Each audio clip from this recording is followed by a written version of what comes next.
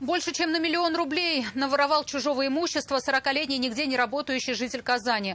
Он забирал все, что представляло хоть какую-то ценность, при этом совершенно не скрываясь, причем зачастую у всех на виду. Благодаря этому он и оставался незамеченным. Люди даже предположить не могли, что на их глазах открыто и совершенно спокойно совершается преступление. Его вычислили благодаря записям с камер наблюдения. Тут, например, он у всех на виду подошел к человеку, лежащему в больнице, и забрал у него телефон. Предположить, что пациента только что обокрали, медицинский персонал не мог.